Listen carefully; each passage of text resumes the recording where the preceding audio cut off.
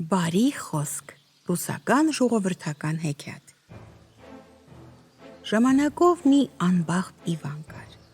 ուր էլ գործի անցներ, որտեղ էլ աշխատեր, ուրիշներին մի կամ երկու մանեթ էին տալիս, իսկ սրան միայն 20 կոպեկ։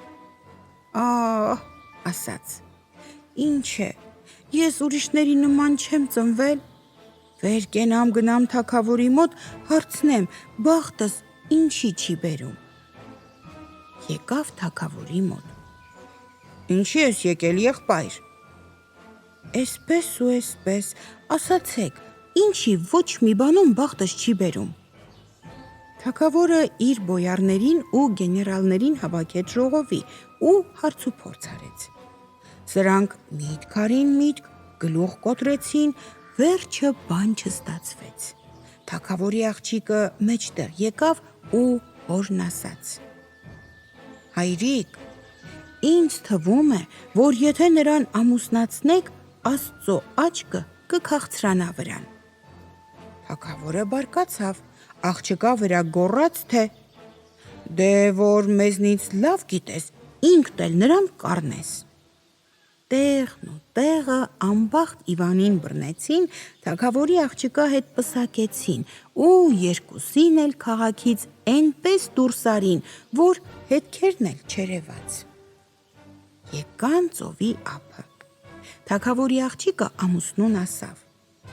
Դե անբախտ Իվան, հիմի ոչ թագավոր ենք, ոչ վաճառական, պիտի մեր գլխի ճարը տեսնենք, արի էստեղ մի քոխտիկ սարքի, իրար հետ ապրենք, Աստծուն աղոթենք, մարդկանց էլ օգնենք։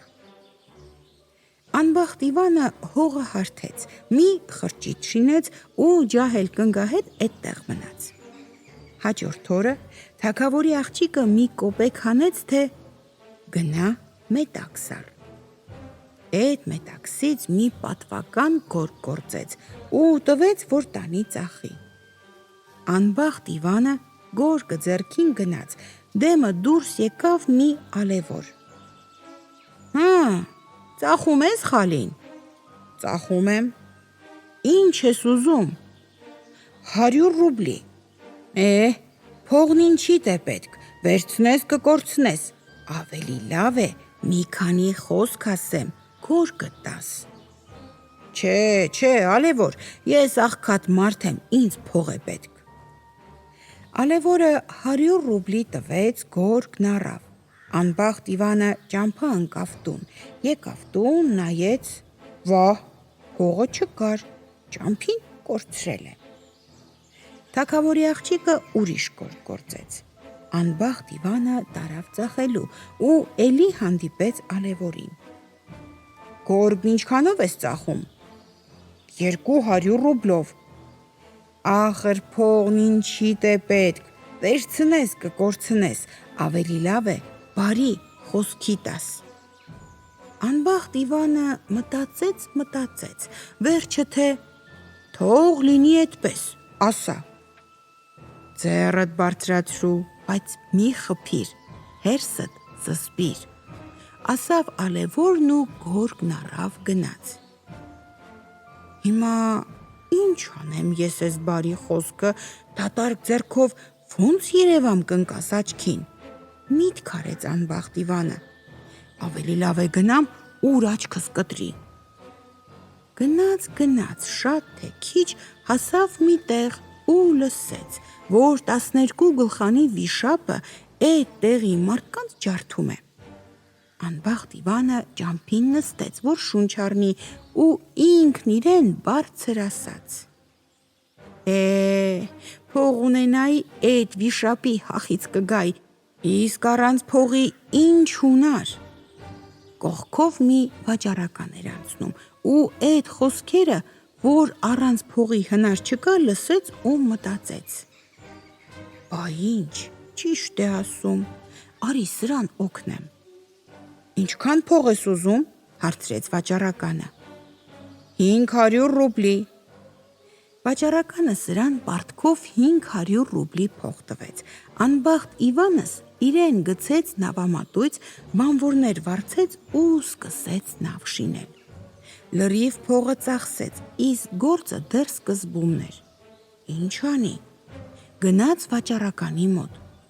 Տուր ասավ, էլի 500, թե չէ գործը կմնա, փողդ էլ իզուր տեղը կկորչի։